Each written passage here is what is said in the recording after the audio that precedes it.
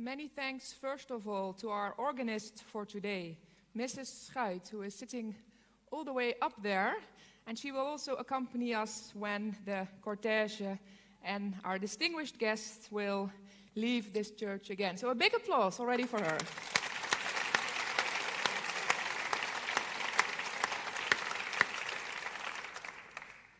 On behalf of the Executive Board, President Martin Pol and Vice President Nick Bos and myself, welcome, ladies and gentlemen, distinguished guests. In particular, Professor Karsten de Dreu, who is our keynote speaker today, the Governor of the Province of Limburg, Theo Bovens, our Mayor of Maastricht, Annemarie Pente-Strake, our two honored guests, Professor José María Peiro and Professor Catherine Shaw, Professor Karel Stolker, the President and Rector of Leiden University, the President of the Free University of Amsterdam, the Vice Chancellor of York and the Provost of York, and I see many more. I see the President of Zuid University and the President of the Open University. Thank you very much for coming here to attend today's ceremony.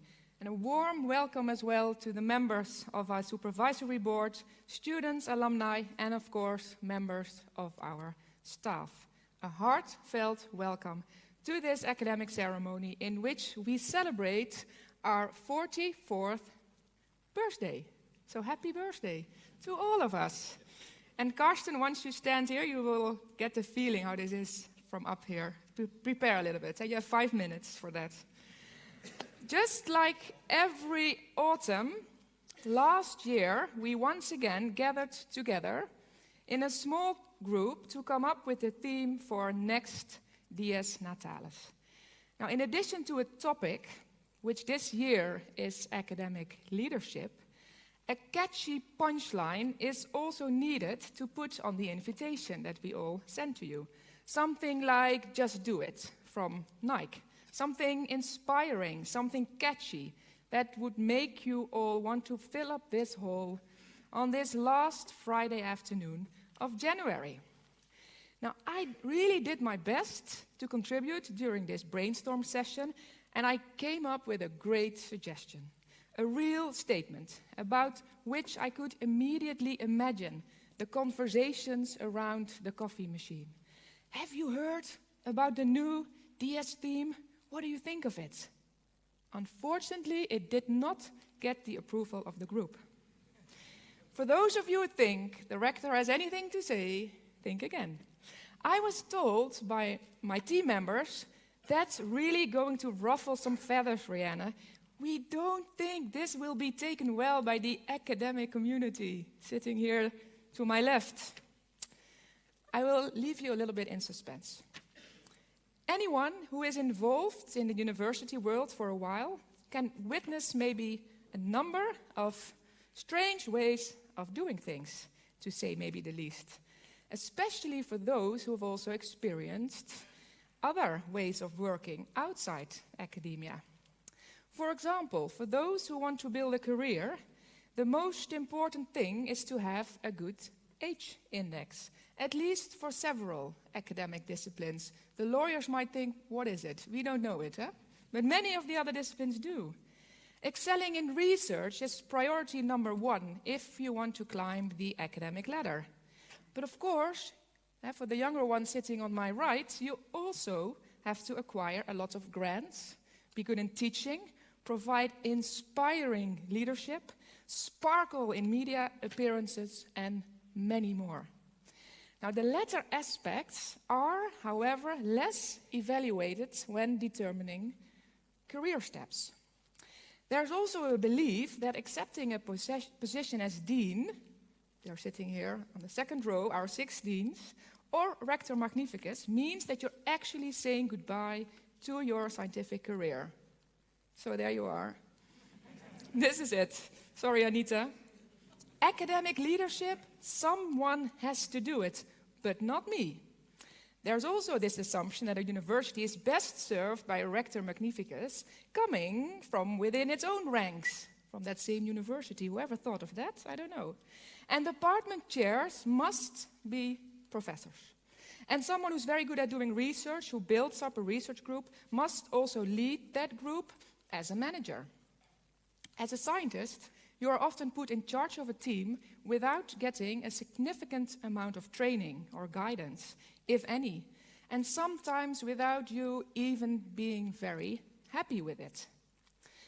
I fear that everyone here working in academia knows someone who is in a managerial position or a leadership position who's not fully capable of managing.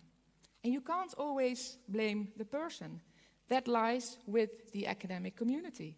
For example, with its HR policy, which is not yet as developed within academia as it is in other sectors. And I don't say that to accuse anyone, because I know how hard many people work to keep all the balls in the air, both in our HR department and in the many, many departments throughout the university. However, when I say that the system could use an update, and I'm not referring to our computer systems, but rather to the system that we're all part of, everyone here today, and the many colleagues and students that we work with, but are not here with us today. And that is therefore very good news, because we can all change that system together, because we are the system. Now, with this in mind, I invested a great deal of time and energy in the past year in the project which is called Room for Everyone's Talent, towards a new balance in recognizing and rewarding academics. I'll admit, it's not the punchiest punchline, but you immediately understand the direction that this is heading. And that's not just what I want, but what also the other 13 Dutch universities want, including Leiden. He's sitting here, I have to do it. And not only the Association of Universities in the Netherlands, the VSNU, supports it, but also the European University Association is backing this, as do the organizations that provide us with research grants, such as NWO and ZonMW. Now, last November, we presented our position paper to the Minister of Education, Culture and Science, who also expressed her support for this new direction, in which I wholeheartedly believe. That day, we had a symposium in Rotterdam with breakout sessions, one of which was about leadership in academia. A parallel there was drawn with the football world, in which there is also the assumption that those who excel in their profession are automatically a good leader, as if only the mastery of one's very specific area of expertise is important. And a distinction was made between management, which is primarily about checking and accounting for processically possess all of these. Now, one of the conclusions of this session was that young academics should be encouraged a lot more and supported in their development towards becoming a leader. And also that the HR policy of universities urgently needs to be professionalized so that it becomes easier to support and train good leaders, as well as, I have to say it, to deselect non-functioning leaders. Because non-functioning leaders, we can be very brief about this, make things difficult for the colleagues around them, and ultimately for the university as a whole. And we do this with respect, because you're not a loser if you're not talented in leadership, but you excel in many of the other domains that we have to work on within the university. Now, at the same time, of course, also our non-scientific staff, which we call support staff, needs good leaders. Now, a colleague from the UK who was there that day in Rotterdam from the London School of Economics and Political Science explained how that distinction between academic staff and support staff was no longer made there. That makes you think, why are we still doing that, especially at a young, dynamic university like ours? Shouldn't we also be able to change this, assuming that all staff works for the same purpose? And if you now think, or say later when you are having a drink at the reception, this all sounds reasonable and great in theory, Rihanna, but how are you going to implement all that in practice?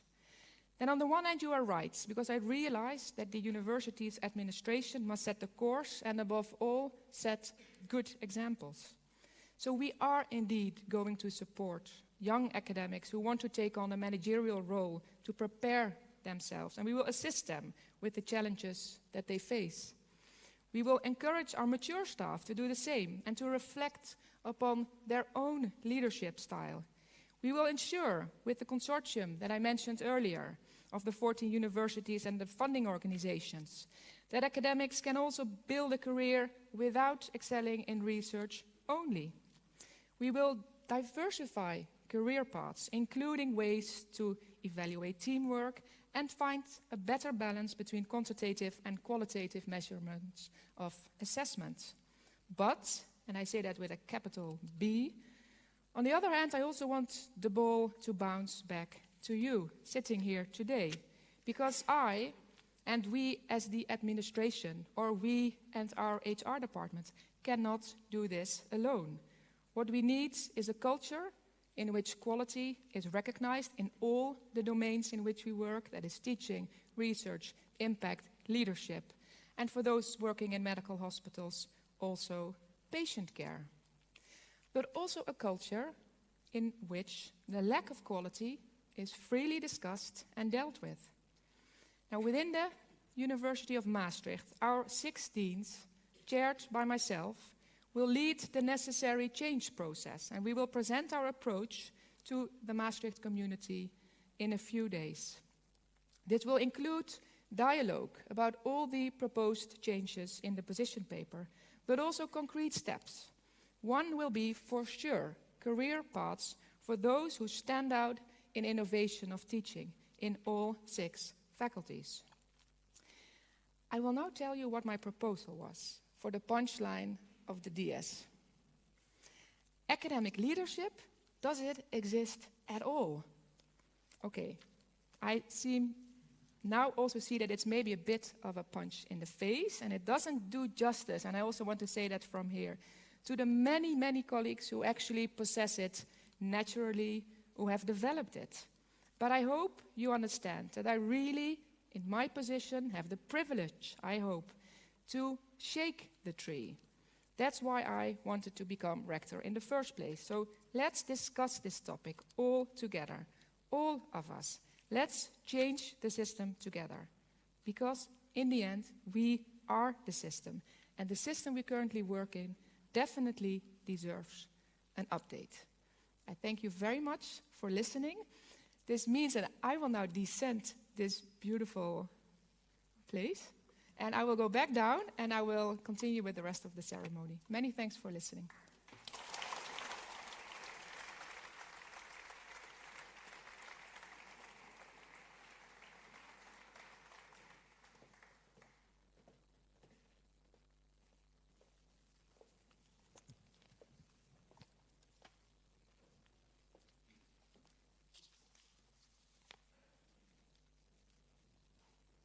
Suspense again. Too many papers. Okay. Dear, dear, dear audience, we are very honored to have for our keynote speaker today, Professor Karsten de Dreu. Now, Karsten is a professor of social and organizational psychology at Leiden University, and he has been awarded several prizes, including the one that maybe all academics want, if you are in the Netherlands at least. It's the Spinoza Prize in 2018. And I remember, Karsten, when we were both having our sabbatical at the Netherlands Institute of Advanced Studies in Wassenaar, which is a beautiful place at the beach, that we were eating sole, sliptongetjes, that's very popular for that place, and that you said, Rihanna, I'm going to get this Spinoza one day. I remember that was something you had in your mind, you remember? And I thought, well, this is another man, they always say that. That's very ambitious. But he got it, he got it, and very soon after. Now, Karsten's research evolves around the tensions between the common interests and self-interest. How can you make sure, for instance, that people don't just passively take advantage of collective efforts, but actually make a contribution themselves? Now, Karsten, you may not know this, but the 2 deans of the faculties who will give honorary doctorates today, that is Professor Anita Jansen and Professor Pieter Mulgaard, both decided unanimously on having you today as our keynote speaker. So we are very happy to have you here and to share your ideas on the psychology and economics of leading groups. So please welcome Professor Karsten de Dree.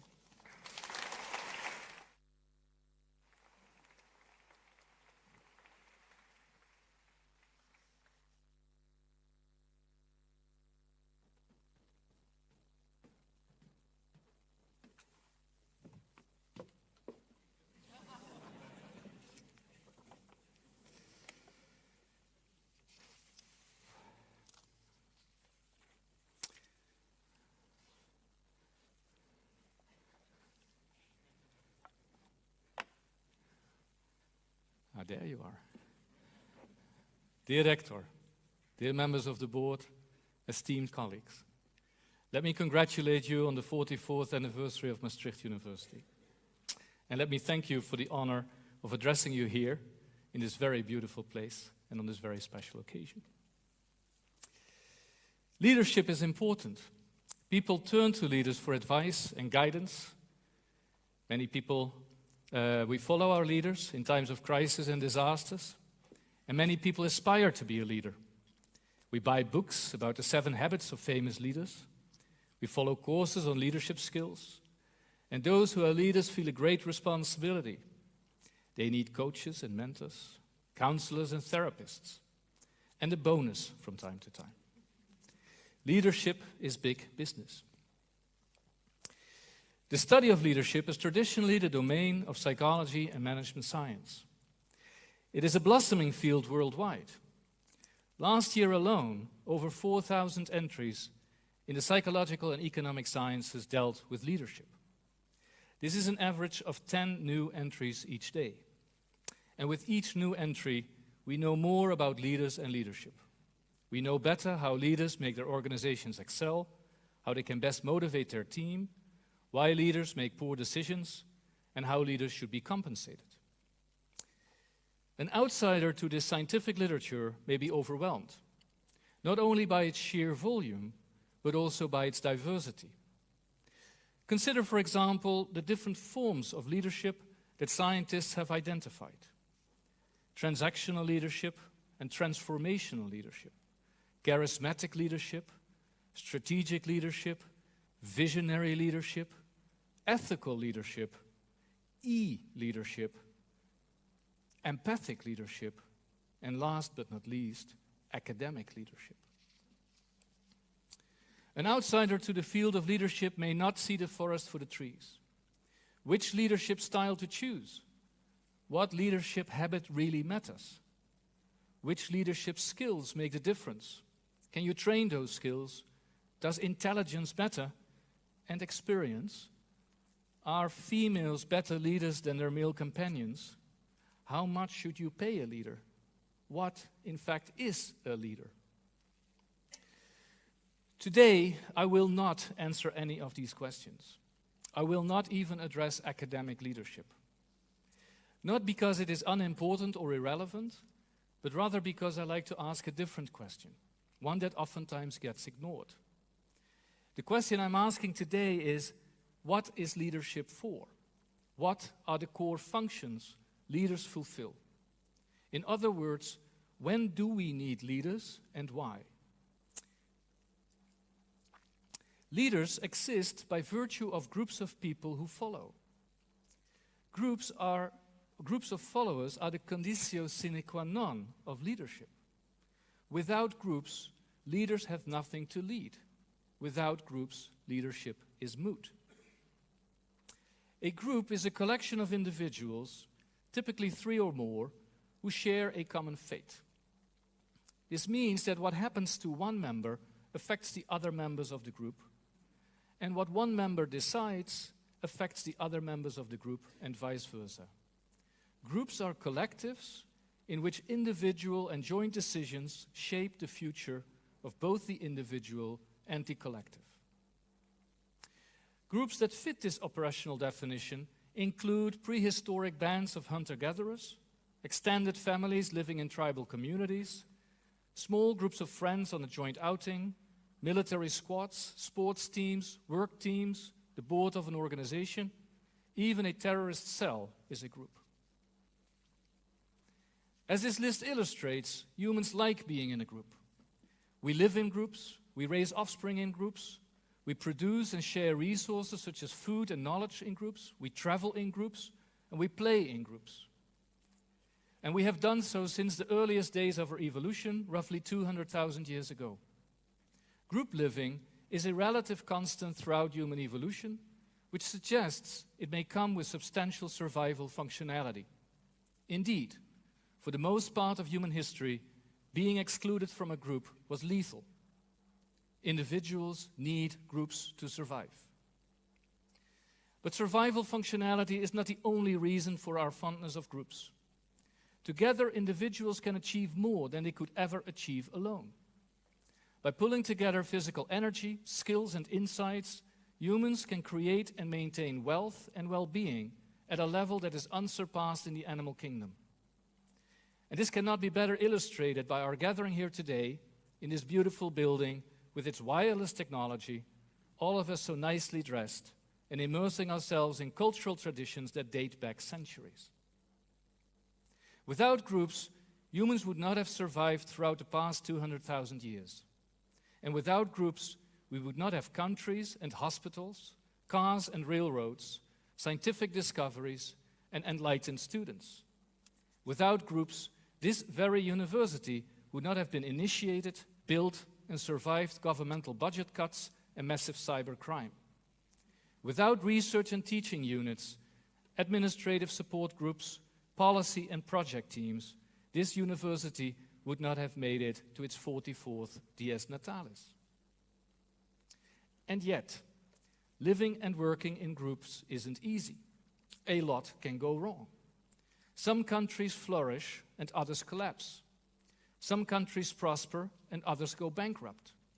Some research laboratories produce series of scientific breakthroughs and many never do. Things can go wrong because of two key challenges that every group faces, today and in our deep past. A problem of motivation and a problem of coordination. We can understand this well in terms of economic gains. And let me start with the problem of motivation. Imagine two faculty members, Alice and Bianca, each of them having a choice between working on their own project or on a joint project they started some time ago. Each of them makes the choice to work on what independently and without consulting each other. As you can see, Alice finds it most rewarding to work on her own project, especially when Bianca works on the joint project. The same applies to Bianca. Working on her own project is most rewarding, especially when Alice works on the joint project. The problem now is that if both Alice and Bianca decide to work on their own project, they earn less, both personally and together, than when they both had worked on their joint project instead.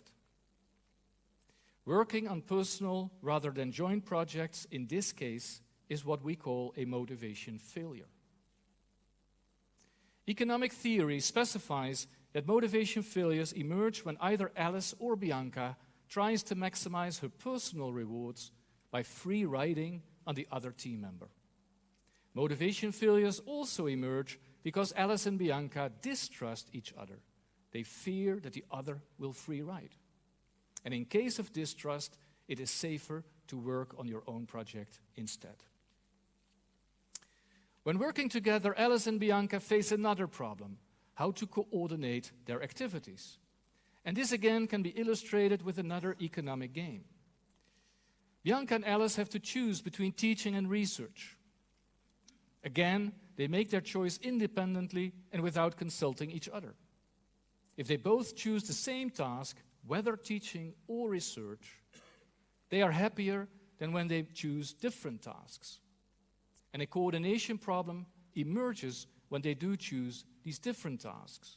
They coordinate well when they choose the same task.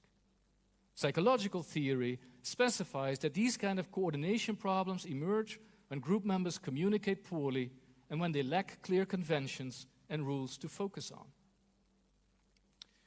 Most groups face problems of motivation and coordination simultaneously and over time. We examined this in a game where 4 villages faced the shared problem of flooding. When the flood comes in, all 4 villages will lose their house. The villages can solve this problem individually by building a wall around their house. If they succeed in time, their house is safe. The villages can also solve this problem together by building a wall around the entire village. If they succeed in time, their house is safe too. Each villager now needs to decide whether to contribute bricks to the wall, the problem of motivation, and whether to contribute bricks to his personal wall or to the collective, the problem of coordination. And here you may see what happens. And to be sure, these are real people. The 2 key group challenges modeled in these economic games are omnipresent and inherent to groups. Whenever and wherever people work in groups, sooner or later they face the problem of motivation, how much to contribute, and the problem of coordination, what to contribute to. Failures to adequately solve these problems create group conflict and group dissolution. Solving these problems of motivation and coordination enables groups to perform, to outcompete their rivals, and to serve their members' well-being and welfare.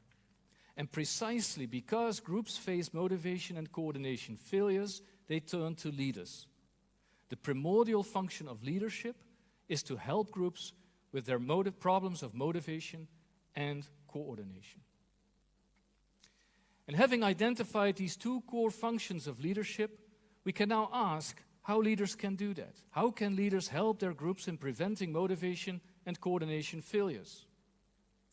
To help groups with motivation failures, leaders can set a norm for cooperation and implement such a norm by punishing free riders and rewarding cooperators. Many studies, our own included, have shown that leaders indeed do punish free riders, that when they do, group cooperation increases, and a large meta-analysis of organizational work teams showed that work teams are even more effective when the leader punishes free riders rather than rewards cooperators. Punishing free riders and inducing a norm of cooperation can be done with the carrot and the stick, as in these experiments. It can be done also through many other means, including verbal reprimands and compliments, gossip, giving or withholding benefits, through the assignment of nice or nasty tasks, and so on and so forth. Regardless its precise form, however, punishing free riders helps groups because group members tempted to free ride think twice, fearful of being punished. Vice versa, members who worry that others may free ride can relax, knowing that their leader shields them against being exploited. To help groups with coordination failures, leaders could set targets and direction. Indeed, leading by example solves the problem of coordination because it tells group members what to do and how and where to go. In our own work, for example, we found that leading by example improved group coordination and, therefore, the ability to outperform outgroup rivals. And as with punishing free riding, leading by example can be done through many different means. Leaders can give a visionary speech or draft a mission statement. They can give direct orders or literally take the lead and show followers what to do and how. Again, regardless of its specific form, leading by example solves problems of coordination because group members know now what to do and when. I have identified the core functions of leadership, helping groups avoid motivation and coordination failures. And I have shown that motivation failures can be avoided by punishing free riding and rewarding cooperation, and that coordination failures can be avoided by setting target and giving direction by leading by example. I already gave examples of the different forms that punishment and leading by example can take. And this brings me back to the many different types of leaders and leadership styles the literature identified, including transactional and transformational leaders, strategic and charismatic leaders, or daring and ethical leaders. All these different styles are little more than different ways of performing the very same functions that leaders fulfill, helping groups with problems of motivation and coordination. Now, does form matter? And this is my last question for today. Underlying many of the leadership styles and types that I have mentioned is a classic distinction between more autocratic and more participatory form of leading groups. In more autocratic form, the leader single-handedly decides on punishments and rewards and dictates group targets. An autocratic leader solves the problem of motivation that Alice and Bianca faced by punishing those who chose to work on their own project. She would solve the problem of coordination by stating that research is more important than teaching. And now Alice and Bianca both know what to do and how. In a more participatory form, the leader consults with group members and gives room for dissenting views when sanctioning free riding and setting group targets. She could call a team meeting to solicit the different preferences Alice and Bianca have for working alone or together, and for working on research or on teaching. Disagreements and misunderstandings would be discussed until clarity and commitment is reached. And both Alice and Bianca are motivated to work on their joint project and to focus on research instead of teaching. As much as the autocratic form, also a participatory leader solves these workers' problems of motivation and coordination. Autocratic and participatory forms are different means to fulfill the very same functions. And yet, there may be reason to assume that the participatory form works better. With Michelle Gelfand and colleagues, we interviewed over 850 employees in 150 branches of a large bank in the United States. We asked these employees about their unit leaders' autocratic and participatory strategies, about their individual well-being, and their unit's cohesiveness. From the bank's archives, we obtained data on each branch customer service quality. We find that participatory leadership associated with a more collaborative culture, with stronger cohesion, higher employee well-being. Autocratic leadership, in contrast, was associated with a more competitive culture, weaker cohesion, and reduced employee well-being. Although participatory forms of leadership create more viable groups and organizations, our results pertain to the here and now. Another study by Costanza and colleagues rescued this issue using a mixture of historiometric measurement and industry survival modeling. The authors collected predictor data about the collaborative leadership style of organizations from articles published in Forbes magazine around 1930. They then related this measure to the likelihood of organizational survival up to 2015. On average, organizations in their database existed for almost 80 years. At the closing of their study in 2014, 15 of the original 94 organizations still existed. Furthermore, collaborative leadership predicted the time that elapsed until death. For every 1 unit increase in collaborative leadership, organizations were 55% less likely to die.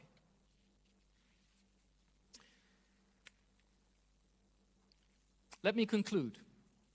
Groups do not need leaders unless they run into problems of motivation and coordination. They cannot solve themselves. Groups want leaders to combat free riding and to motivate cooperation. And groups want leaders to help them coordinate on some target that is acceptable to most, if not all, group members. Groups allow their leaders to punish free riders and to lead by example. And when leaders do so, groups benefit, and with that, individuals as well. The form in which leaders fulfill their functions can be more autocratic or more participatory. Both forms work. Participatory leadership seems to work better. Now, some of you may not be surprised about these conclusions, finding them fitting intuition and introspection. Some of you may find these conclusions helpful in seeing the forest for the trees again. Some of you may be happy to see that one's aversion of autocratic leadership is scientifically grounded. But some of you may question the generality of these conclusions. If participatory leadership provides greater functionality to groups with motivation and coordination failures, Why then are domineering, strong, and autocratic leaders so often elected, supported, and rewarded? One answer is that any leader may be better than no leader at all. After all, groups want a leader to solve their problems. If these problems are imminent and complex, groups may accept any solution, autocratic bullies included. Another answer is that groups sometimes want their leader to be autocratic. When my house is on fire, I do not want the commander to engage in a collaborative consultation about possible firefighting strategies. When my daughter is in the emergency operating room, I do not want the medical team to get into some lengthy discussion about the latest science on anesthesia. In these cases, I want action, and the commander and chief surgeon to lead as autocratic as they can. In times of crisis and threat, when swift action is needed and clear direction desirable, we demand, support, and follow autocratic leaders, and doing so is functional to group survival and prosperity. What form leadership takes must and will depend on the functions these leaders are asked to fulfill. Leaders can solve group problems of motivation and coordination in an autocratic way through transformational leadership, by being visionary or ethical, by being empathic or participatory. What form they choose matters less than what functions they should fulfill. Leading by example helps little when groups face motivation failures. Punishing Freeriders is useless when the group faces coordination failures. Form follows function. The science and practice of leadership is concerned with whether leaders are born or built, or what leadership courses and bonus schemes work best. We teach some leaders to be more directive and others to consult before acting. We send some into therapy and suggest to others that they read a book on leadership habits. We often forget to think about the functions leaders have when leading groups of people. When we lead a university, a research lab, a medical emergency unit, or a cybersecurity team, we need to realize that we lead a group. The function of leadership is to help groups solve their problems of motivation and coordination. The rest, form included, is commentary. And I thank you for your attention.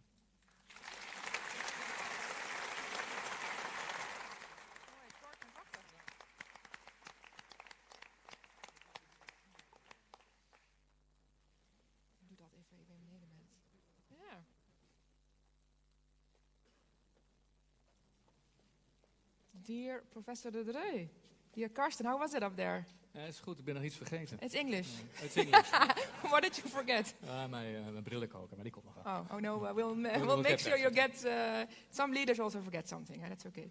No, but thank you so much. This was very sharp, very inspiring. I think we will need you also in many of the leadership discussions that we will have in this whole program of recognizing and rewarding. Yes, we need Leiden as well, so we're going to make an appeal on you. Thank you very much again. Please.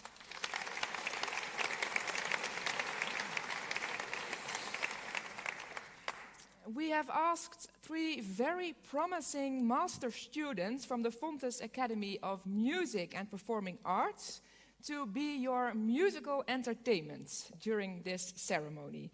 And then you should know that last year's winner of the Eurovision Song Contest, which is Duncan Lawrence, is also a Fontes alum. So I don't want to put pressure on these 3 ladies, but you have some very competitive colleagues before you. I would like to welcome Mara Kers, Marijke Lopen, and Meren Verhaar, who will now play their first song. It's called Oceaan, from a Dutch band called Raccoon, also to show you we do love our Dutch language.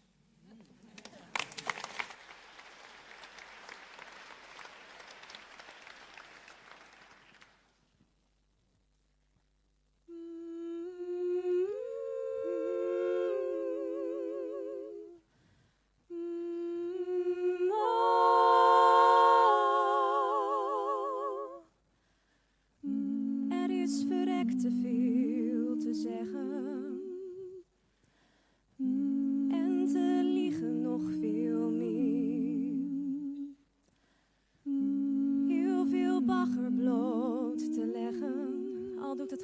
haven nog zo'n zeer. Ik ben een eikel, maar ik leer.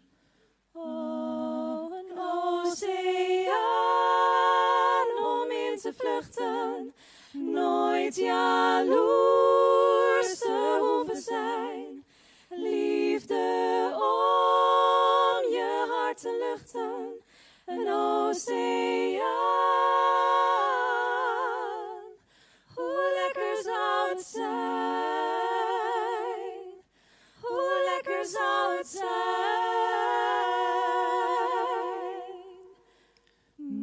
Was er iets waar ik om wenste? Voordat de put droog kwam te staan. Dan was het lang zullense leven, familie waar ik veel van hou en voor wie ik sterven zou.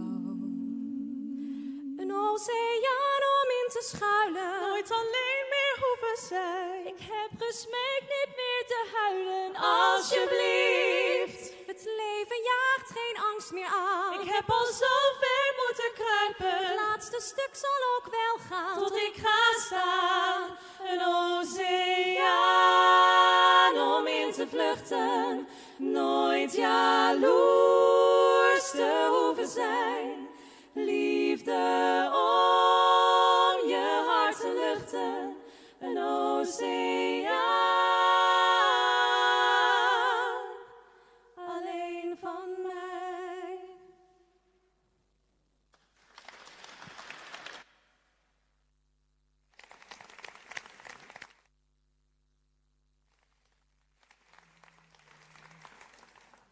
Thank you very much, ladies, and you will hear more from them this afternoon.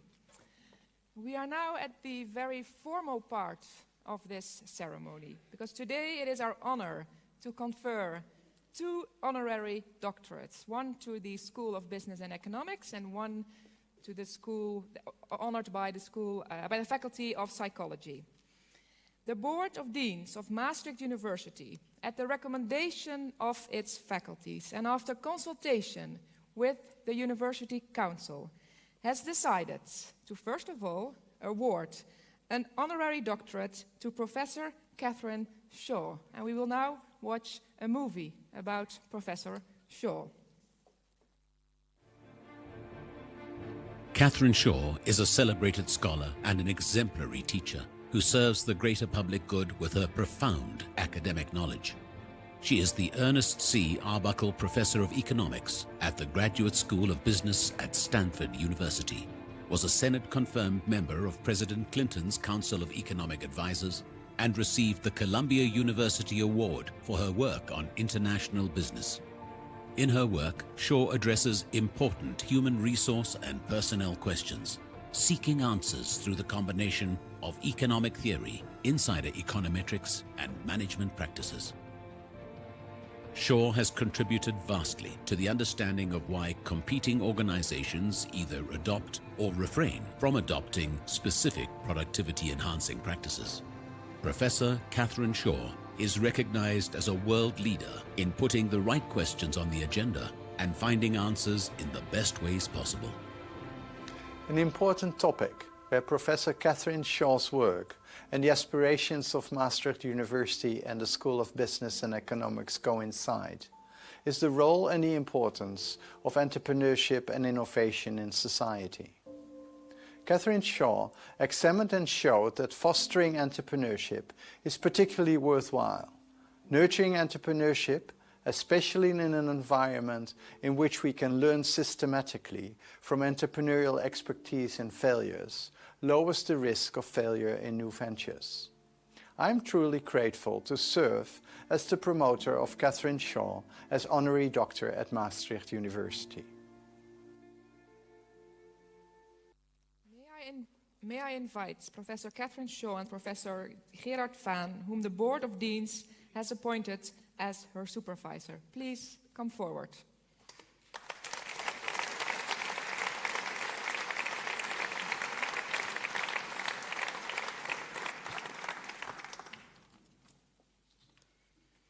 Please. So let me tell you something more about Catherine Shaw's work. Together with Anne Bartel and Casey Igniowski, she made new discoveries using a novel research method, which they called insider econometrics. Insider refers to the use of rich microdata on workers or groups of workers inside firms.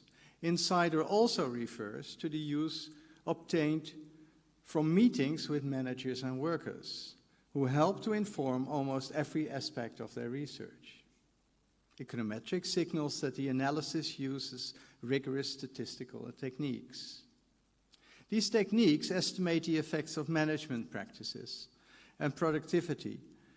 They can distinguish empirically between competing theoretical models, and they uncover why firms adopt specific management practices.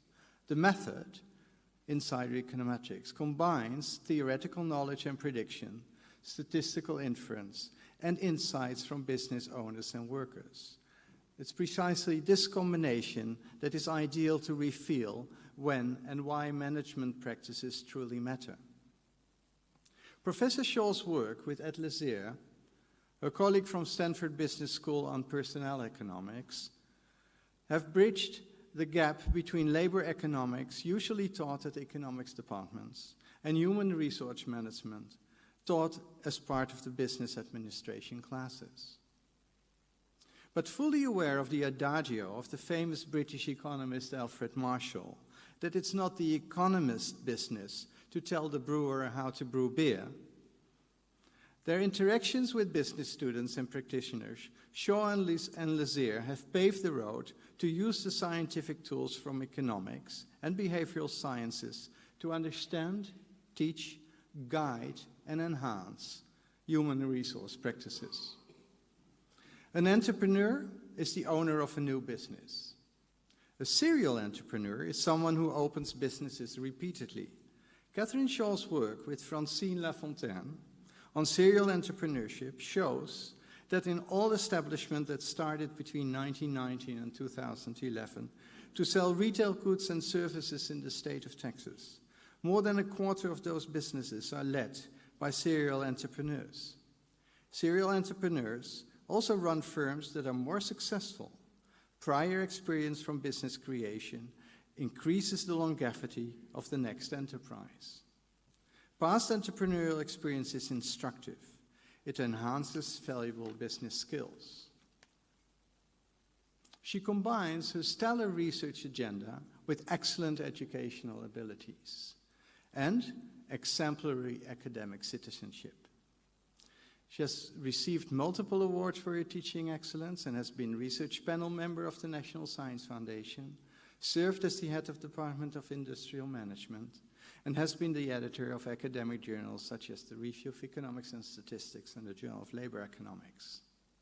Dear Catherine, I would like to express my heartfelt gratitude to confer upon you this honorary doctorate. The exchanges during this morning's mini-conference, yesterday's Women at SBE lunch, and your contribution to the reopening of the Center for Entrepreneurship and Innovation have been inspiring. We are happy to work with you and look forward to our future cooperation.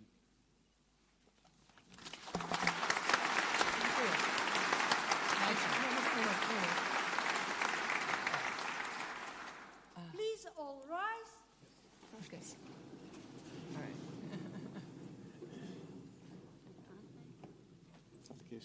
Yeah. By the authority vested in me by law, and in conformity with the decision of the Board of Deans, I hereby confer upon you, Professor Shaw, the degree of Doctor Honoris Causa, and all the rights deriving therefrom by law and tradition. As evidence of this, I present to you the degree certificate, signed by the Rector, the Dean, and myself, and affixed with the Great Seal of the University, and I put on your shoulders the kappa, which signifies the honor bestowed upon you.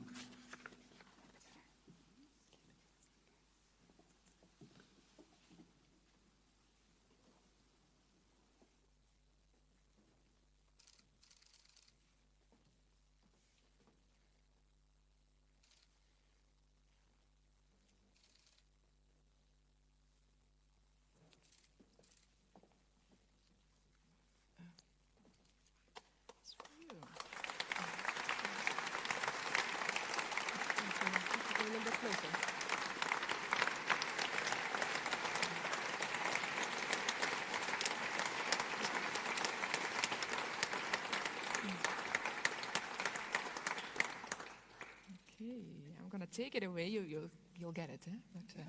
Okay. Because it's so big. I would now like to give the floor to our honorary doctorate to address our audience. Please. Okay, thank you. Well, I'm just going to use my remote. Okay. Well, this is amazing. I've never seen anything like it before. And, I'm always a little cold, so it's warm, too. But it does, this whole event, is a very warm and lovely event. And, I'm certainly amazed that you would have the ability to choose to hold it in this amazing setting. When I walked in, I felt like maybe I should suggest we all raise and sing a hymn.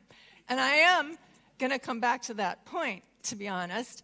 But first, in all seriousness, I really want to thank Gerard so very much. This is emotional for me, and Rector Rihanna, and all of you for being here.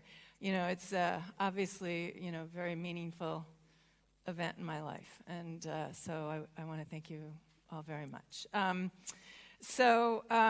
But I am a teacher of business students and MBAs at Stanford, and in order to convince them that every now and then they need to learn a few analytical models or maybe even a small amount of math, I have to frame it in stories. So I've learned to be a storyteller. So what I'm going to do right now is I'm going to tell a few stories that are of a personal nature, but to reach a general conclusion and point here. And so the first is actually about my children, and I hope they're not going to see this video, though.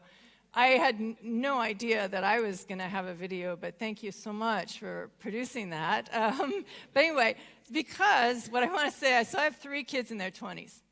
And the first 2, my son, he got a Stanford undergraduate degree, so that was cool. And then he went and got a consulting job, and that was cool too. Like, you're going to support yourself. And then, about a year or 2 into it, he promptly quit. And you know what he did next? He went to the Columbia School of Journalism and got a journalism degree. Now, I'm an economist. Journalism is not an industry that's thriving. And so I was a little bit uncomfortable with this journalism degree, but we parents nowadays don't criticize. And then my second son turned out to have a skill, which is he is excellent at mountain biking. So he spent 5 years winning record after record, in California for mountain biking racing. And I thought, okay. So the message my children seem to have gotten is follow your passion. Don't worry about supporting yourself, but follow your passion. So I had to reflect on that, so I'm going to come back to this in a minute. So yes, we are studying entrepreneurship, and we are teaching entrepreneurship. And so let me say a few things that are going to now turn to a reflection on my years in this job. And so one thing we know about entrepreneurship, so we saw a series of great papers this morning. It was a lovely conference. One thing we know is that entrepreneurs often come from families of entrepreneurs. So they are imprinted, in a sense, or they learn to be entrepreneurs. And so at my age, I have to look back a bit and think, well, what imprinted me? Why did I end up here? And it's really not a very big stretch of my imagination to figure this out. So let me look at, so my dad, he was a machinist in a very small machine shop. And so, as you know, I'm an economist. And so first of all, one thing he decided to teach me was a little economics. And so when I wanted to go and have a job, and I think I was 13 years old, He thought, no deal, because the gasoline is going to take you to drive to your job, let alone you're borrowing your mom's car, which she values, is not worth the pay you're going to earn there. So a little cost-benefit analysis, which was unpleasant. Now, economics has been updated, so we think about the utility. The utility would have been getting out of my parents' house, so it would have offset the cost. However, that was one, economics. Then the other thing he loved to do is visit businesses and watch them make things. So we would drive to see the pea soup factory, which you can still do in California. We'd go down the hill and see Anheuser-Busch. And then we'd see a car plant. And so what enabled us through the era partly, now you can see it all on TV, but that era was we would take family vacations to go look inside companies. And so what did you just learn about what I do for a living now? That's what I do for a living, which is, you know, Jar talked about this, I guess you talked about steel mills. I mean, you talked about the nature of the work. And so a few years into being an assistant professor, I thought, I am just, you know, and here I don't know much about sports, but in the U.S. they'd say, I'm not going to hit a home run doing what I'm doing. In other words, the nature of the research I was doing. And so I thought, all right, time to do something else. And so a little money came my way, and I grabbed my friend, and we started visiting steel mills. All over, you know, so we would go inside, and we had only one objective. We wanted to figure out, because we were in a business school, why some steel mills perform well and some don't. And this is also an era of declining steel. So we wanted to figure that out. But we had an endpoint, but we had absolutely no idea how we were going to get there. We were just driving around, flying around. So over time, we figured it out, and you know, we wrote a paper, and we wrote some more papers, and we did more work of that nature. But my point is, back to the entrepreneurship point, you know, we were just taking risks. And to really do well in research, you've got to take risks. And so I teach entrepreneurship to business students. And one time, I made the mistake of telling them I was an entrepreneur. They thought that was hilarious. But we are. I mean, all of us, we have to be entrepreneurs because we have to think, that's where I want to go. How am I going to get there? I'm going to take some chances, try different things. That's entrepreneurship. Well, there's another element to entrepreneurship, and that is you got to be persistent, which I only mentioned my dad, but my mom was persistence and never lower your standards, you know? And so that's another element for entrepreneurship. You know, it can't just be a passing hobby. You really have to persist. So what I think we all do as academic entrepreneurs is we don't just take chances, we persist. So in essence, you know, I'm quite sure I'm right about us as entrepreneurs, but there's actually another thing or way I think about what we do for a living, and it is the following. Well, this might be embarrassing to Eddie Lazier, but you mentioned him, so I'll raise it. So Professor Lazier is a beautiful writer. He writes articles where you just get it, you know? And so he's a beautiful writer. He's also a beautiful presenter. And so quite some time ago, I had to introduce him in an academic setting, and I thought, what do I think of him? What I think of him is beauty. And to me, beauty is great art. And so let me actually mention an artist that is dear to my heart, which is, some of you have probably heard of I can't say it, Dutch-American artist Willem de Koning. Yes, anyway, so some of you have heard, I mean, he left when he was a teenager. So maybe you've heard of him more because of the enormous amount of money his paintings sell for. But I love art and painting, and when I look at his work, I think it is a work of beauty. But you don't really know how he pulled it off. It's like magic. He titles a painting Woman, and you look, well, where's the woman? Until you finally just get absorbed in the beauty of the work itself. And then there's other times where artistry is completely representational. You know, it's a Rembrandt, you see what the purpose is. But I just want to sort of conclude right now by saying that I think we're also most successful when we show this beauty to others and we bring them into our world. And it may be students, it may be fellow academics, but I think, you know, often, you know, it takes that little extra effort to put our work together in such a way that people feel some sense of awe. And for me, that's art. It could be something else for you. So why didn't I start with my kids in this thing about passion, you know, where I thought, passion, you know, really, you got to earn a living. Because as I look back, I thought, well, guess what? That's what I did my whole life, is I followed my passion. I took on project after project. Some failed miserably, and some succeeded. But that is really ultimately what we in here have been fortunate enough to do, and students want to do, follow their passion.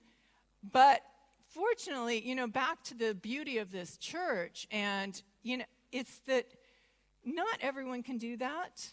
And we hope our students will follow their passion and be successful. And I think there is a sense of awe in here that we have been lucky enough to have a pretty secure life while also creating beauty and following our passion.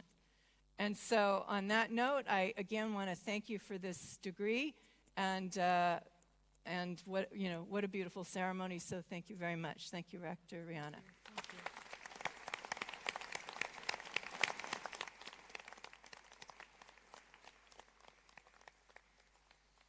Thank you very much, Professor Shaw, for these inspirational and beautiful words. Follow your passion, remember it, huh?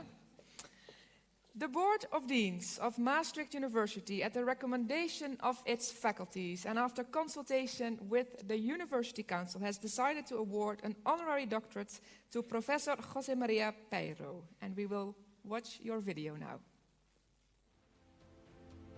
With his scientific work in the field of work and social psychology, Professor Peiro contributed to understanding the challenges of a globalizing world. Climate change, changes in demographics and intercultural relations, flexibilization of the labor market, and precariousness of work are key topics in Peiro's research.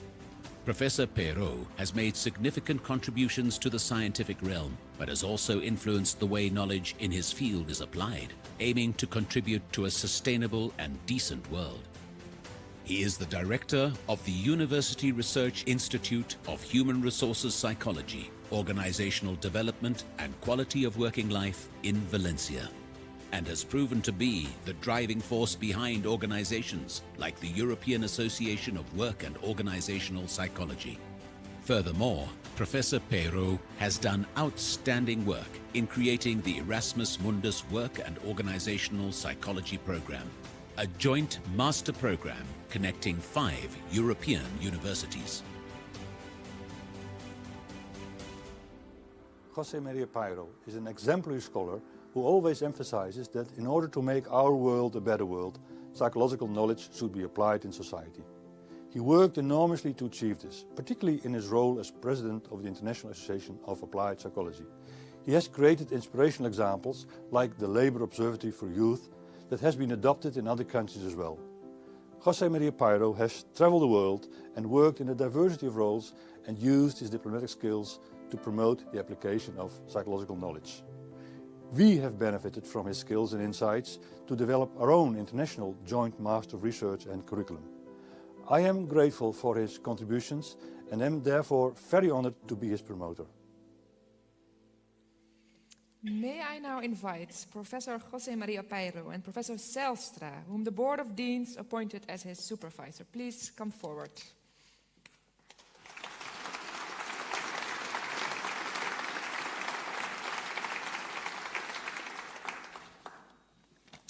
Dear José María, we have known each other for many, many years, and have always dreamed of this role of being your supervisor.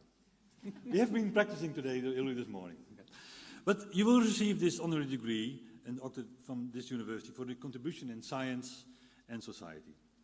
You have done academic work with great impression and covered many topics related to health, well-being of employees, human resource management practices, and leadership. These are psychology-oriented topics, focusing on employee well-being. But there's also work with a more interdisciplinary orientation, addressing the labor market, such as flexibility, precariousness of jobs, youth unemployment, job insecurity, many more. This impressive array of topics have in common that they have great societal relevance. Through translating and applying the results of your empirical work to society, you can have an impact and make our world a better world. These are some of the goals of science, and you understand this very well. But we also need to educate and train students about ways how to handle the challenges we are facing.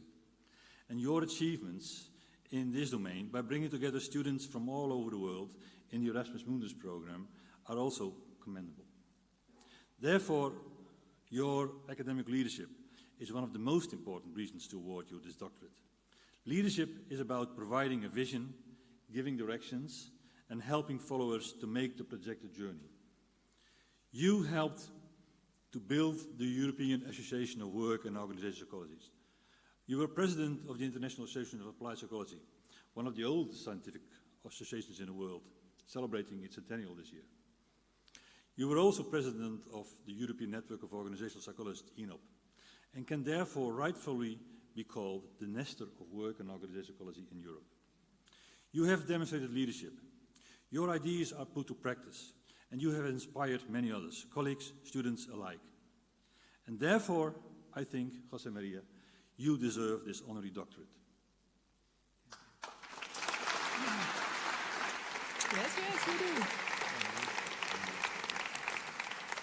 Please all rise. A little bit here. Fred. Yeah, wait. Oh, stay there. So, therefore, by the authority vested in me, by law and in conformity with the decision of the Board of Deans, I hereby confer upon you, Professor Peiro, the degree of Doctor Honoris Causa and all the rights deriving therefrom by law and tradition.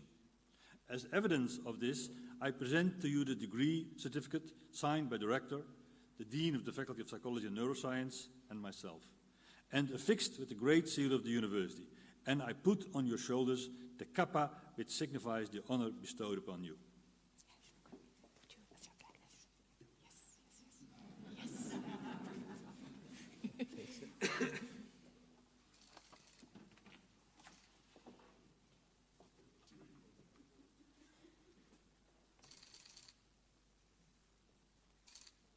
That's difficult, huh? Yeah, I know. We practiced.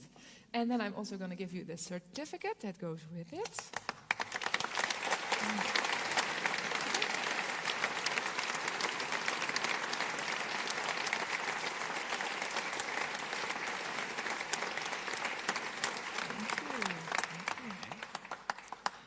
And also, for you, please, the floor is yours.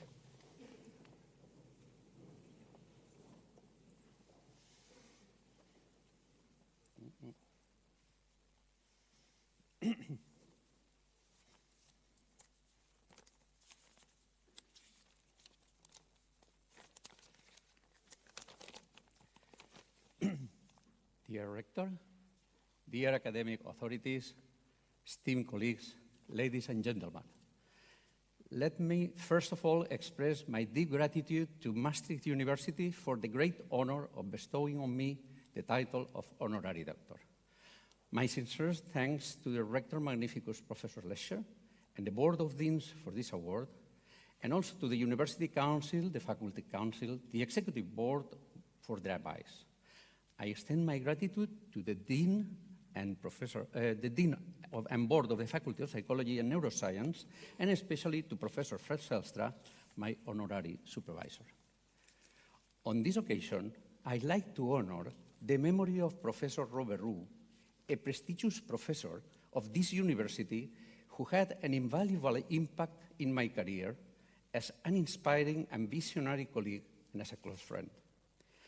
I was fortunate to cooperate with him for more than 3 decades. We worked together in several projects, such as the creation of the European Association of Work Psychology or the development of the EuroPsy certificate, European Psychology Certificate.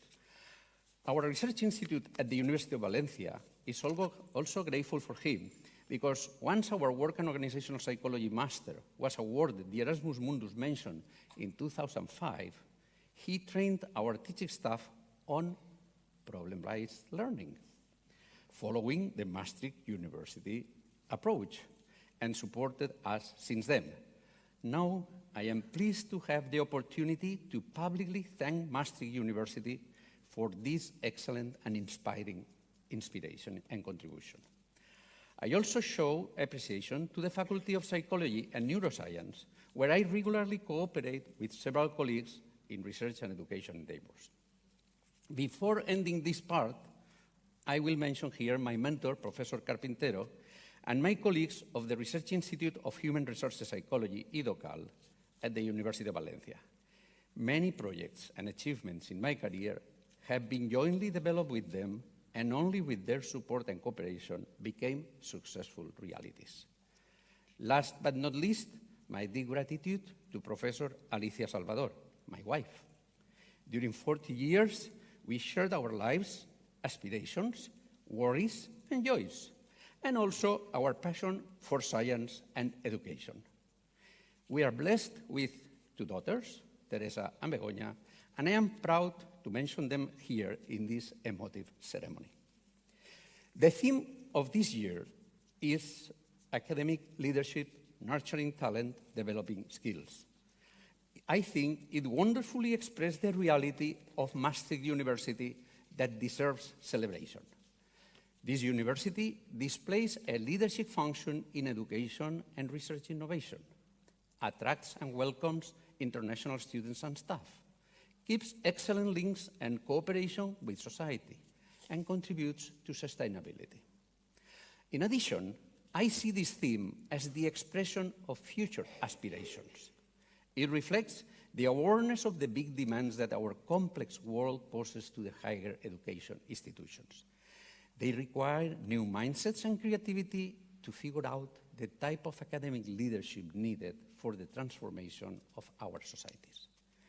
Technological changes, especially digitalization, presents enormous challenges for universities. Another formidable demand comes from climate change and the increasing sense of urgency to combat its impacts. More widely, the United Nations in 2015 agreed upon the formulation of 17 Sustainable Development Goals that target the most important issues humanity faces concerning the so-called 5 Ps: people, planet, progress, peace, and partnership. These goals imply a global agenda to transform our world. In this context, universities need to envision the new demands of professionals and scientists and to redesign their education and training strategies. They have to nurture talent and develop appropriate skills of the next generation. The OECD in 2015 established as its priority 4 that, I quote, beyond subject-specific expertise, tertiary education should also develop students' creativity, critical thinking, entrepreneurship, and communication skill, end of the quote. In my view, besides of that, it requires a shift in the value systems with the new virtues to inspire sustainable strategies and ethical decision-making. In the context of the European Institute of Technology, Climate Geek, I have led and delivered with a team a transferable competencies framework for systems innovation, aiming to promote sustainable development. Moreover, I was fortunate in leading the Observatory of Labor Market Entry of the Spanish youth in 1995 to 2014, at the IBIR Research Institute, and it was a great opportunity to identify challenges and evaluate policies of youth employment during periods of expansion and also of economic crisis. I also initiated in 2003 at the University of Valencia the Observatory of Graduate Labor Market Entry and Labor Insertion. Currently, I'm working on an observatory with 5 Vietnamese universities under an Erasmus Plus project.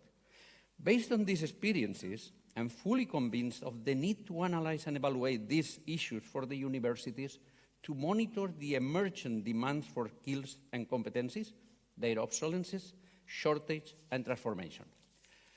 Most of the challenges mentioned require multidisciplinary efforts.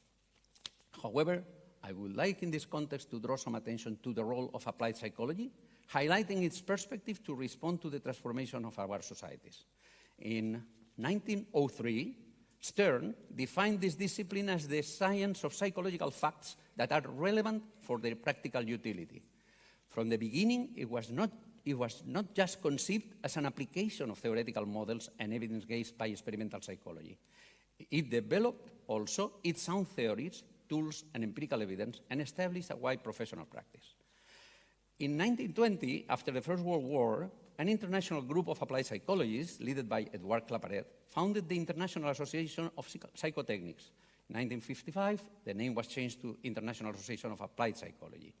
During its history, IAP has grown in size, disciplinary fields, professional specialism, and geographical scope. This year, when celebrating its centennial, IAP plays an important role in promoting scientific communication and networking and stimulating cooperation of applied psychologists around the world. Before coming to the end, I am pleased to share with you our exciting and promising project of applied psychology recently launched under the leadership of Maastricht University in cooperation with Leuphana and Valencia universities. This is the International Joint Research Master in Work and Organizational Psychology. It is a clear instance of the eagerness of our universities to nurture talent and develop the skills our societies need from psychologists. Our project emphasizes the scientist innovation profile. It aims to enroll talented international students that, together with researchers from different universities, aim to create a culture of excellence and passion for research and innovation. This is just one of the many instances that shows the vitality of Maastricht University to continue playing an academic leadership role. To conclude, I feel extremely honored with this generous award of these prestigious universities that incorporates me among its community of doctors. In this way, my previous cooperation is strengthened, and my former feelings of friendships are extended to those of belongingness. My new statutes stimulates me to continue working with my colleagues towards the fulfillment of the Maastricht University mission. And for now, happy birthday, Maastricht University. Thank you all for your attention. Thank you.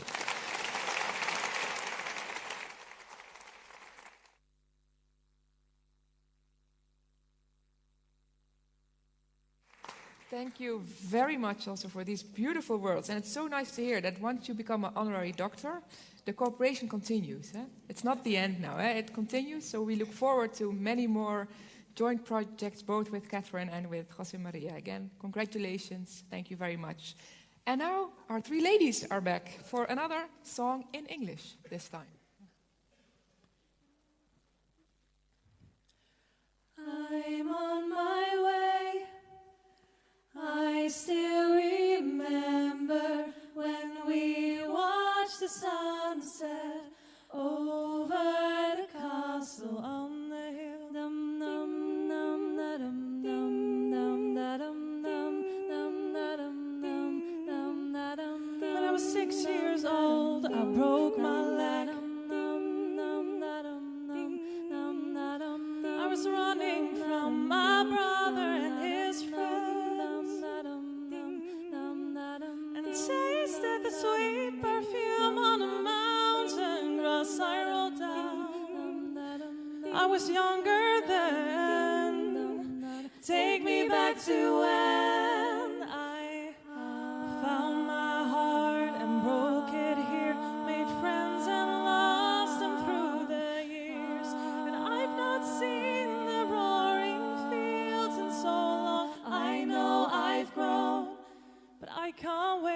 to go home. I'm on my way. I'm on my way. Driving at 90 down those country lanes. Singing to tiny dancers. Miss the way you make me feel.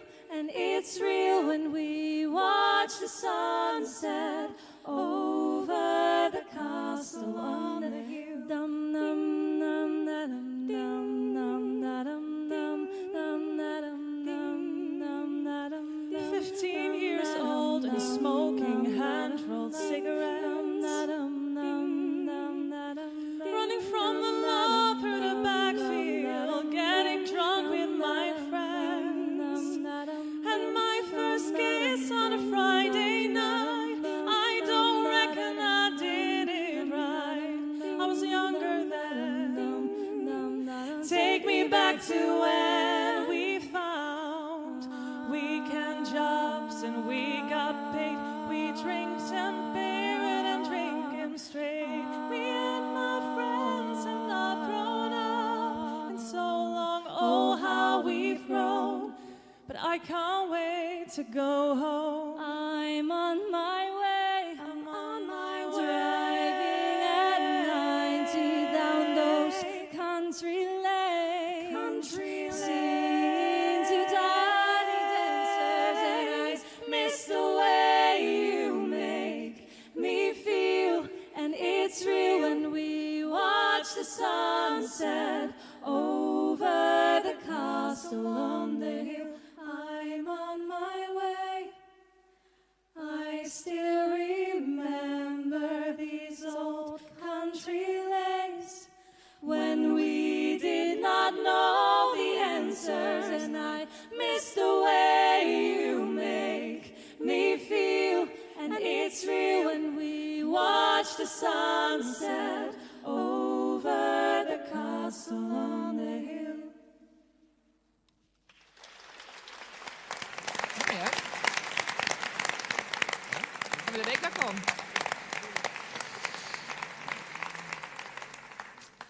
I wish I had that talent. Thank you so much. And they'll be back at the end of our ceremony.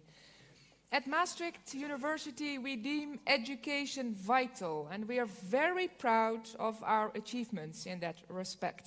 Thank you also, Jose Maria, for acknowledging those.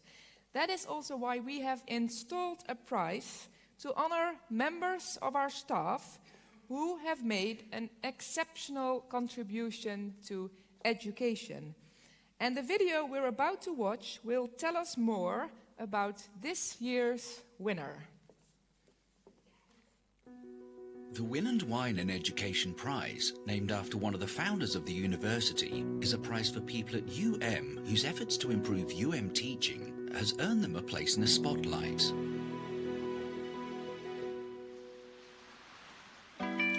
I think I work fast. I talk fast, I move fast, I plan fast. Sport, efficient. I think I just enjoy moving. Yeah, she always listens, pay attention to students. Doesn't matter if it's super busy, because she's always is, but she's always there for students. Everybody just think about, oh, let's ask to Leo Holler. She will fix it, she will know what to do.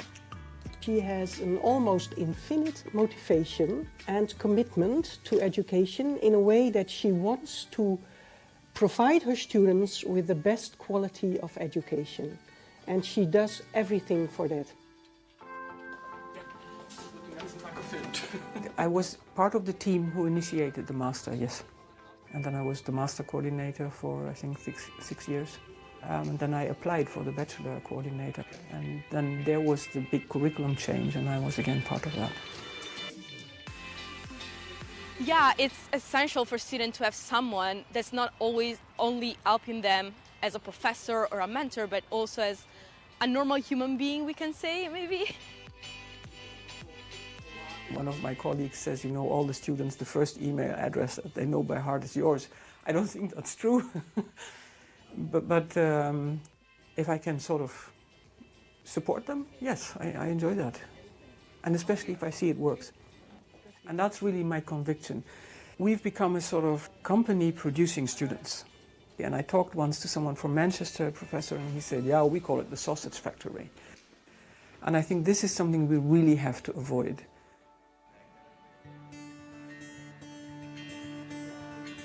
I think students want to be seen. And if you want that students learn well, you have to show them that you see them. So if you just let them pass without saying, hey, you could do better, come up.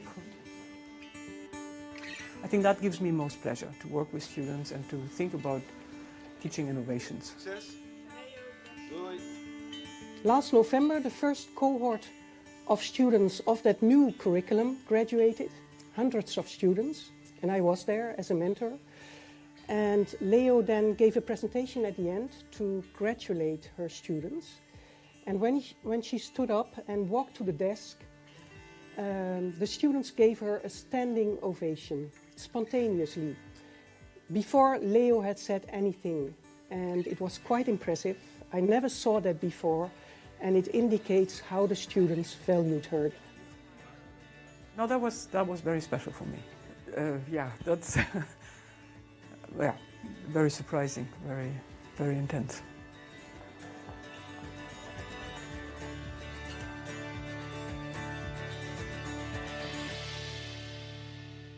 May I ask to the stage Professor Köhler, who is sitting all the way there.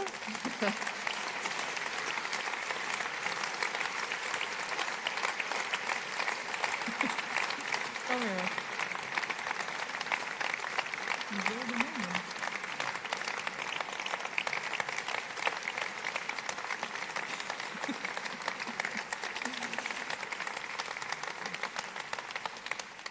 Leo.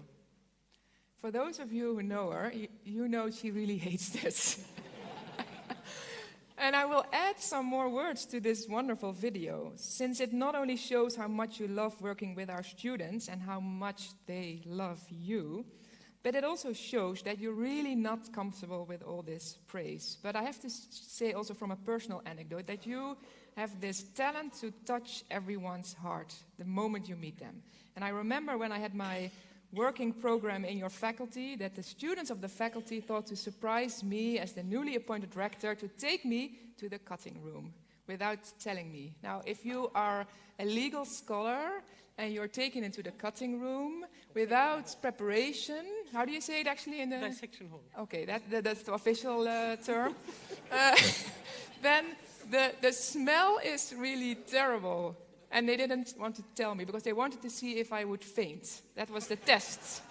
But I passed the test. But then already there, with you and your students, I saw how much they admired you and how much they appreciated you. So this prize is absolutely so well deserved. And I know that you're extremely proud of it.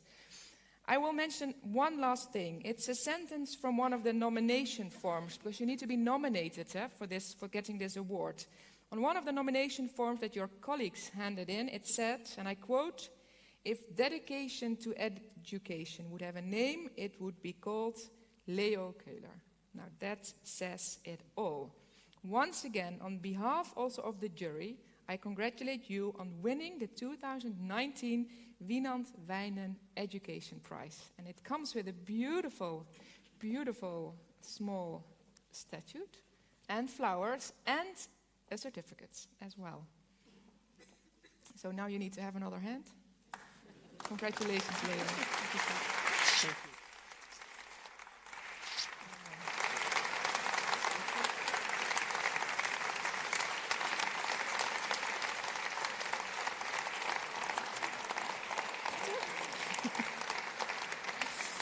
Okay, we're gonna make a picture. Go a little bit here. Yes. Yeah, it's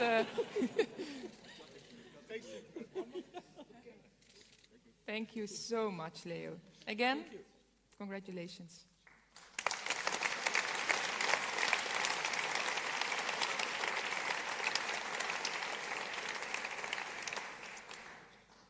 Each year, the Stichting Wetenschapsbeoefening UM honors 1 or 2 master students from each of our faculty with a prize for exceptional academic performance.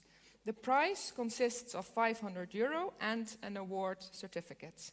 Now, this morning, during a separate ceremony, I also awarded student prizes to 18 of our bachelor students. Now, in the following video, the 9 winners of the Master Student Prizes 2019 will briefly present their topics. And they're sitting here in front of me.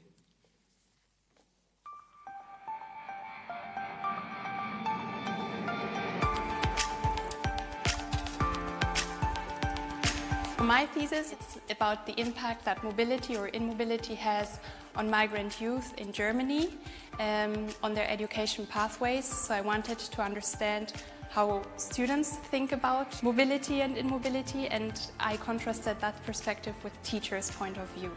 The aim of that thesis was to give young students with a migration background a voice, to give them also the right to speak up for themselves and to see how that mobility, so traveling back to origin countries, impacts their lives and education pathways in Germany. The name of my thesis is Risk Factors Predisposing to Psychotic Symptoms During Levetiracetam Therapy. Epilepsy has long been considered a risk factor for psychosis, and certain anti-epileptic drugs are known to further increase this risk. For my thesis, I performed a retrospective analysis and examined certain patient and treatment characteristics which could have a modulating effect on the risk of developing psychosis during the treatment with a drug called levetiracetam. My thesis is called Public Perceptions of Climate Change in the European Union, a quantitative inquiry on spatial and temporal determinants. So why are some people concerned about climate change and others not?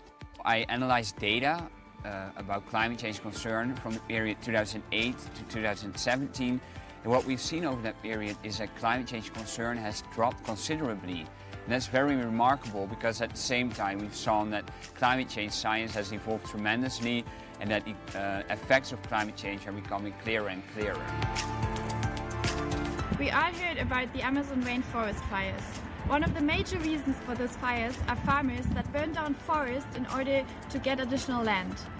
I wrote my master thesis about a business opportunity that enables those farmers to switch to a rotational grazing method and thereby creates environmental, social, but also financial return for so-called impact investors.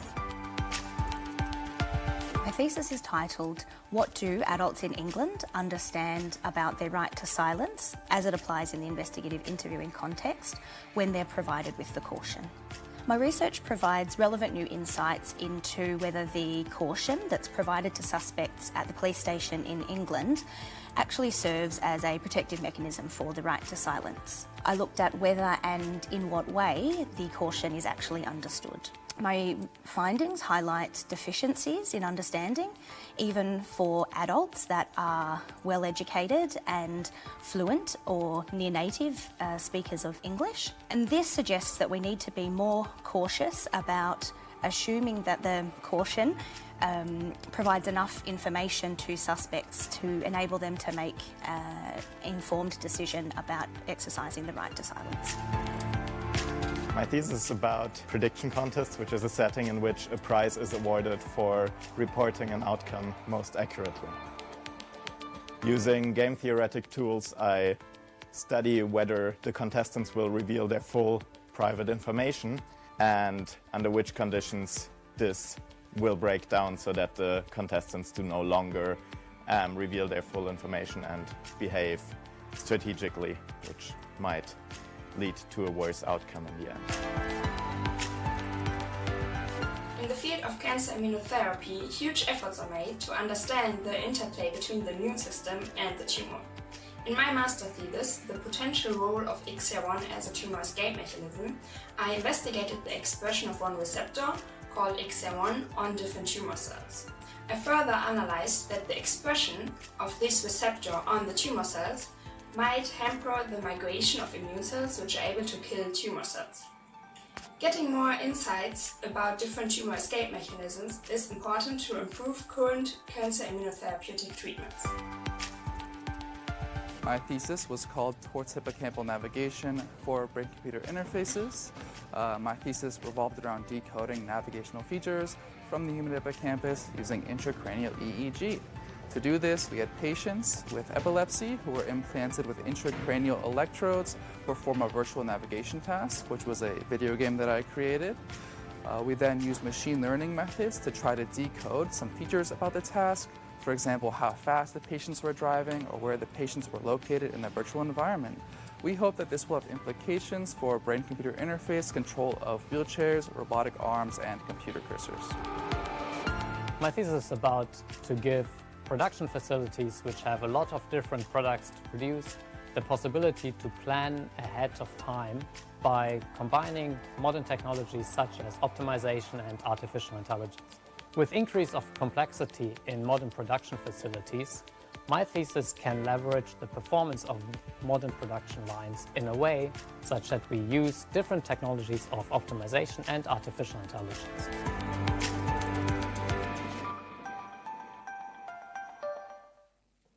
Wow, big applause for you already.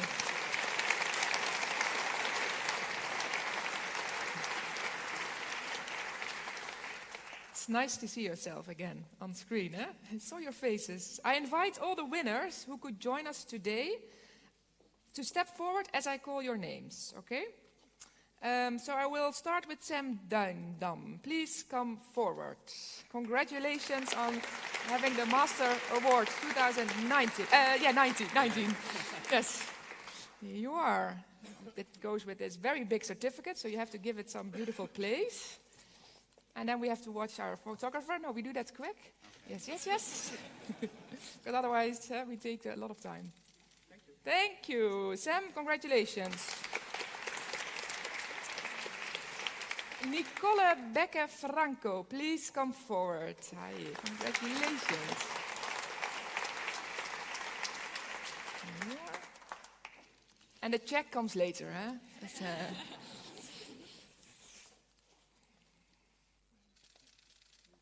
Okay, Nicole. Johanna Böder, please come forward. Congratulations.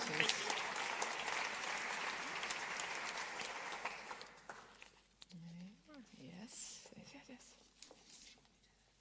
Oh yeah, the thing, certificate. Okay, thank you, Johanna.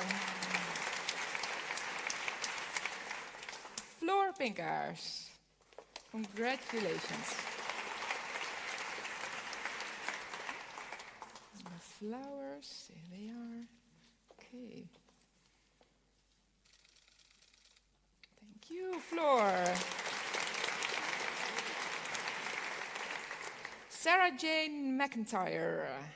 Congratulations. Give it like this. Okay.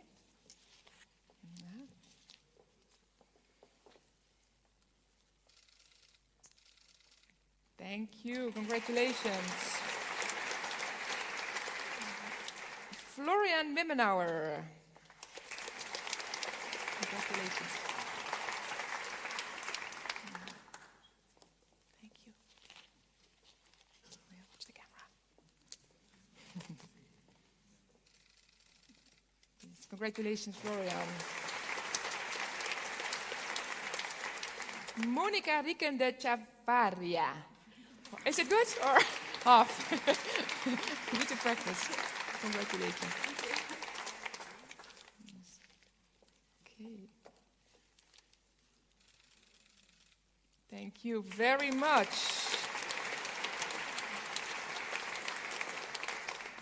Now, two of our students, Ferdinand Manuel Pierrot and Jeremy Seil, could not be with us today, so they will receive the prize on a later stage. And now I would like to invite all of you for one more photo moment. It says on my cue card, so we have to go back up here and we do one joint photo moment together. How do you want it, Harry? This way? Okay, come a little bit closer. Yes.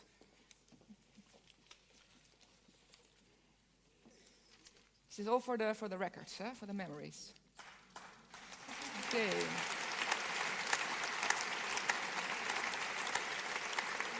you.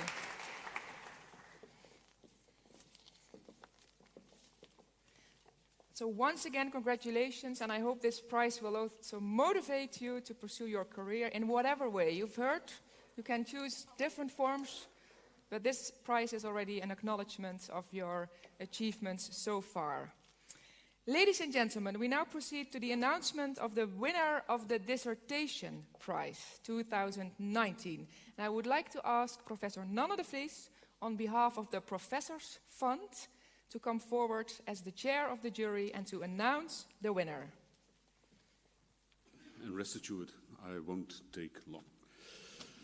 The 2019 Dissertation Prize is awarded to the best doctoral dissertation defended in either 2018 or 2019 by a candidate from the Randwijk faculties, that's on the other side of the river, and these are the Faculty of Psychology and Neuroscience and the Faculty of Health, Medicine and Life Sciences.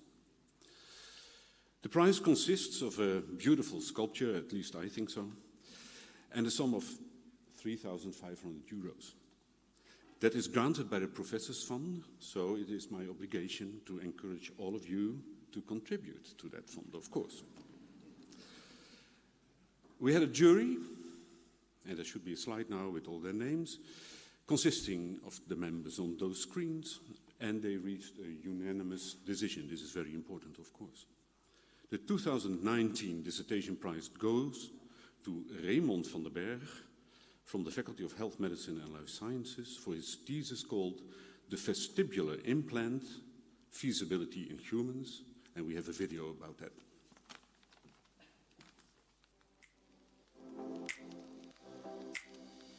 Oh yes, of course, very happy. If you get acknowledged for what you've done. The thesis is about vestibular implants, and it's actually an artificial balance organ. People who don't have any balance function, they really have a blurred vision while they are walking. And they have the idea that the horizon is a little bit bumpy. And that's because, of course, when you walk like this, the horizon just follows your eyes. They really feel drunk, but everybody in the environment also thinks that they're drunk at 11 o'clock in the morning. A lot of people don't immediately understand that it has to do with the balance organ. A lot of doctors also don't know. A lot of people suffer from it without knowing. That's why we say it might be some kind of hidden disease. Together with the University of Geneva, we are the first in the world to implant a fully functional prosthesis in humans. We could show that patients really had a functional benefit of the prosthesis, that it can become a clinically useful device. Maastricht University Medical Center is the last resort of vestibular patients, not only in the Netherlands, but also from other countries to come here. And each time we have to tell them we cannot do anything for you. Well, there might be an option. Yeah, that's for me the most important thing, and that's also what we wrote in the chapter, what to do to get it to the patient as soon as possible, but at the highest quality. It sounds very political, but it's the truth. And he is here. Raymond, can I ask you to come forward? Where's my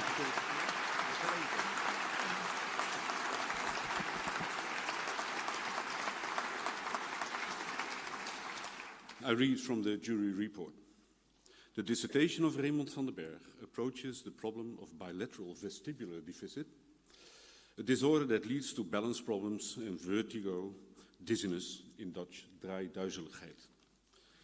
In an extraordinary, comprehensive way, the work is a unique example of translational neuroscientific research and provides the basis for the vestibular implant innovation, in which a device is implanted to remedy the dysfunction of the balance organ. This treatment has been piloted on a small number of patients, and this is reported in the thesis. Symptomatology, diagnosis, and treatment have all been studied, also considering the functional impairment and the quality of life of patients with bilateral vestibular deficits. The doctoral degree has been awarded with the qualification cum laude, and the work is internationally highly appreciated and well cited. This is not only through the many peer-reviewed publications in international journals, but also through all the lectures, discussions, and plenary panels on many international conferences, both on vertigo as well on the auditory implants. Apart from the scientific impact, the societal impact of this work, of course, is tremendous. Vertigo is a socially disabling condition, like we saw, and especially when it's chronic. The development of the implant is therefore a real solution to many, many people. In the sequel to the dissertation work, the implant is prepared for widespread patient use, and we can conclude that the work of Raymond van den Berg, in collaboration with the Geneva and the Maastricht team, has realized a unique breakthrough in the treatment of patients with this bilateral vestibular deficit through this lasting multidisciplinary scientific approach reflected in the thesis. And after all these beautiful words, you know, it's a prize well deserved. Congratulations.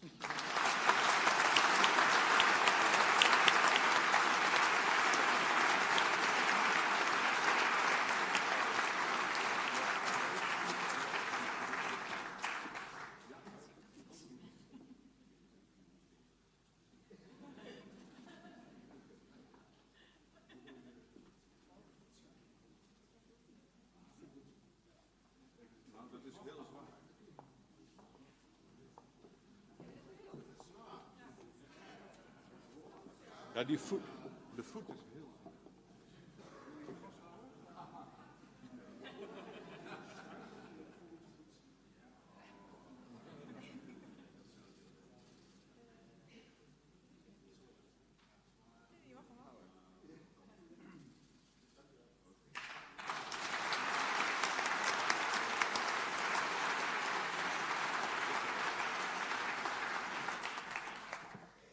Congratulations, Raymond, and thank you, Nanne, for presenting this part. Now, the next song, it's also the final song, is not specially for the executive board of our partner, York University. It is a little bit of a coincidence today at the Brexit Day, because every academic ceremony, we ask the group that performs the music to play their own version of Ode aan die Freude. And so also these three ladies will do that. And it's also in the top 40 now in the UK, but then it's the Limburg version of André Rieu, #1. So if you all now make a videotape, put it on Twitter, LinkedIn, whatever, YouTube, then maybe we can hit André Rieu with the three of you, so that next year you'll be the next Eurovision group for the Netherlands. Shall we try that? So make some videos and post it. The last song for you.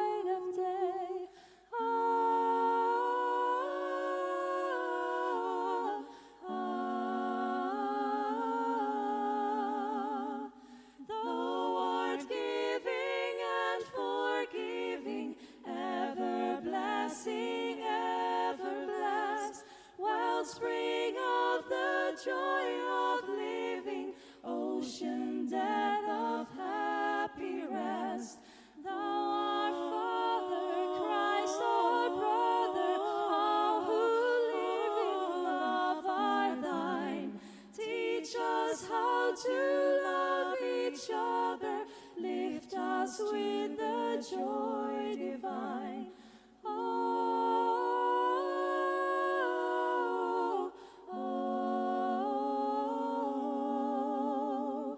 Joyful, joyful, we adore thee, God of glory, Lord of light. Hearts unfold like flowers before thee, opening to the sun above. Mount the clouds of sin and sadness, drive the dark of doubt away. Joyful music leads us onward in the triumph song of life. Ah, in the triumph song of life.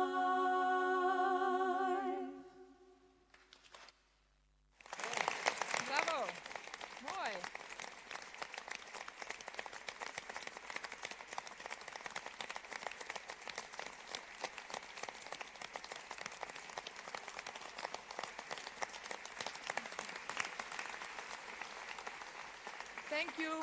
Thank you, Mara, Marijke, and Meren for this beautiful performance, I may say.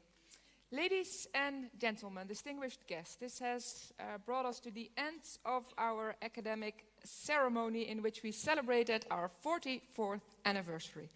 Now, we would like to invite you all to the reception at the Minderbroedersberg. If you follow us, the cortege, you will in the end reach there. I am pleased that I can, it's not so far by the way, I am pleased that I can tell you that the appetizers at the reception are provided and served by Talent. And Talent is an organization that supports people with a psychiatric and or intellectual disability. So we all hope to see you there to also be able to congratulate our honorary doctors there. Now before I really close, I would also like to say a big word of thank you to the team that has made this all possible today. That is Julianne's team.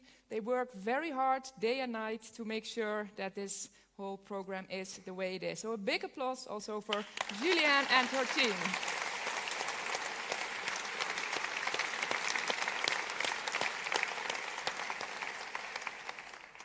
Now please allow the cortege, the tradition of leaving the church first, while we can also listen again to the organist who is all the way up there. Thank you as well. I hereby close this academic session.